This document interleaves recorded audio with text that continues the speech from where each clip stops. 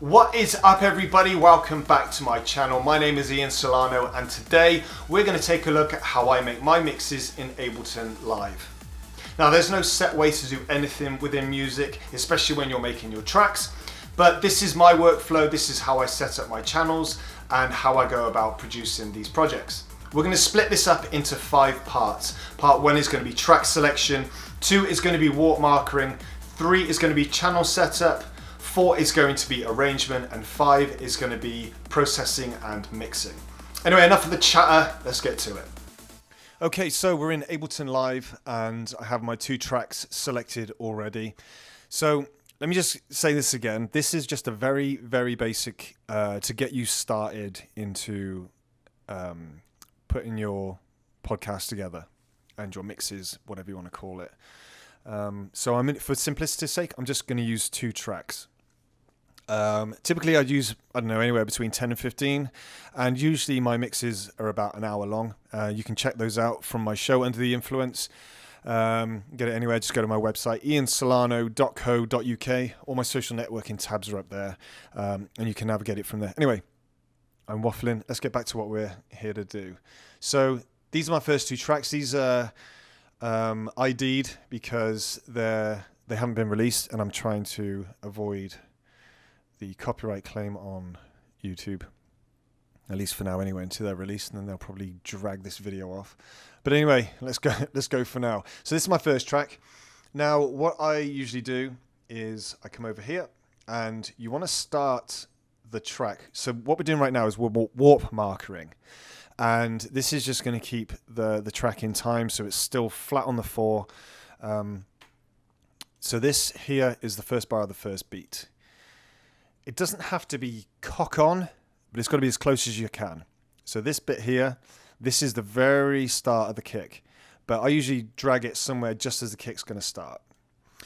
And what I usually do at the very beginning is, because you can usually get away with watermarking these from the word go, you'd have to piss ass about with, I don't know, because some tracks are recorded and they're old or whatever it is that happens to them, they ended up getting compressed and pissed about with. And you end up having all these pissing tags all along here where you're having to time stretch and warp so that it all stays in time when you're trying to mix it.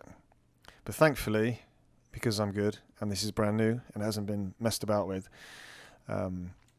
it's all in time-ish. So here, yep, if it wasn't, and let's say for argument's sake, it was out just ever so slightly, and you'll be able to hear it when the metronome plays. So let's play the track with the metronome. You'll be able to hear how it's starting to clicking. You can hear it ever so slightly there. And as the track goes on, it's going to end up sounding like a herd of horses on a cobble road. Or someone's just thrown a drum kit down some stairs and it sounds terrible. And it's going to come out, it's going to be amplified even more when you mix it. So as we come to the end of this, you'll hear how bad it starts to get. Slapping like a slag. So what we want to do, want to drag this over. Oh, shut up. You want to drag this over so that it's close as you can get it. So let's play it again. Metronome, much better.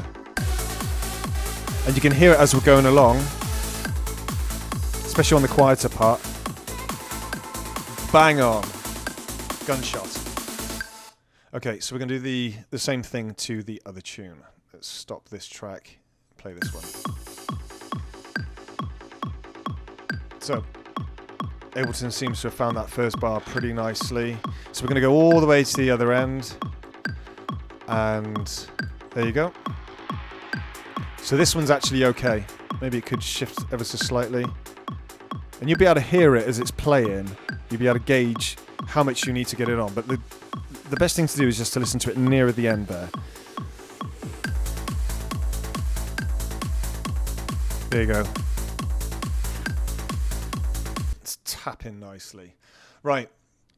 Let's do the track arrangement and the EQs. Well, not EQ, yeah, EQ, whatever you want to call it. Some people call it EQ. Oh, it drives me mad. Let's drag the 2 tracks over. drop that one in there, grab the second one, drop in there, hit the play button so we can actually hear it. So on each track, you're going to want an EQ3 or an EQ3 if you're an arsehole. There you go. So set it up. Again, basic bitch, we want like EQ3 on the drop down menu, and all you want is the low on, EQ3, low on. So this is the track that's playing, this is the track you're mixing in. So drop it so that the low end is off. Just from experience and knowing the layout of my own tracks, this is obviously the break, this is the main part of the tune, this is the lead out.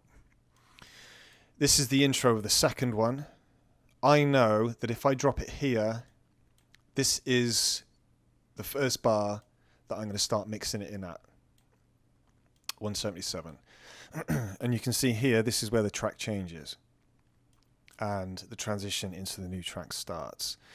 So the low end is on this one, and the low end is off here. Now, if I put the low end back on here and then drop it out of this one, and you DJs know how important this is, otherwise you get some phasing and it sounds bloody awful. So that's bang on there. And what we're going to do is we're going to quickly listen to it and we're going to see the bass change. And metronome off. So here we go.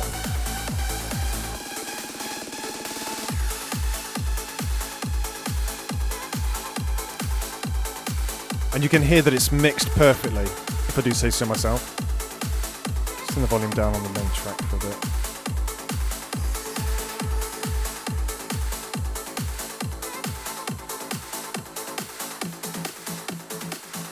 That's it, it's redlining.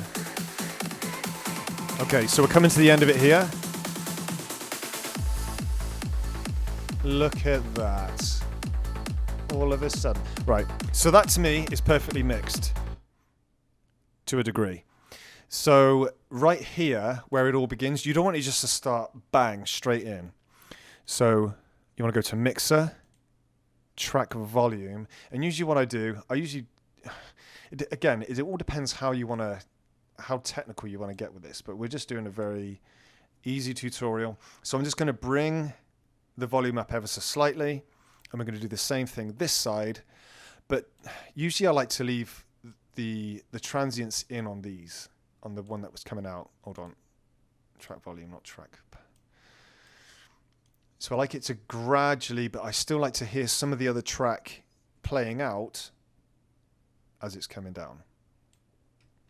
Hold on, right, here we go.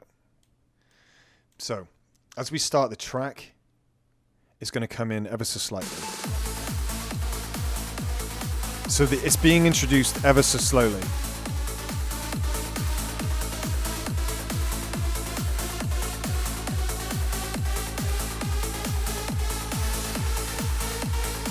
So right here is where the new bass line's going to come in. It's already at full volume.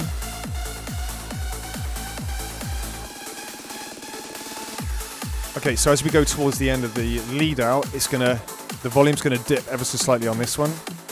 This one is it's going to start peaking at its loudest of this section of the track. There we go. Now it could be better and it could be a lot nicer, but again, we're doing the basic tutorial. Again, if you want to go into more depth about how you can mix this a lot nicer and cleaner, then let me know, because we could piss about with the high and low gain and the mid gain on both of the tracks and do the transition really smoothly, but we're not doing that for this tutorial. So that is basically it. And then once you've got all your tracks together, they usually layer on top of each other like this, and you can usually tell where the tracks go in, and it's a lot more, I don't know, to me it's a lot more pleasing for my eye. Some people like to have like 15 tracks all the way down here, and it's like a fucking step ladder, which, I don't know, it just gets too confusing. Again, DJ through and through. I like to have 2 tracks and just keep the channels as they are. So basically, that is it. That's all you need to know. If you're new to my channel, you'd like to see more content like this, please slap the like button, tickle the subscribe, and I'll catch you in the next video. Behave yourself.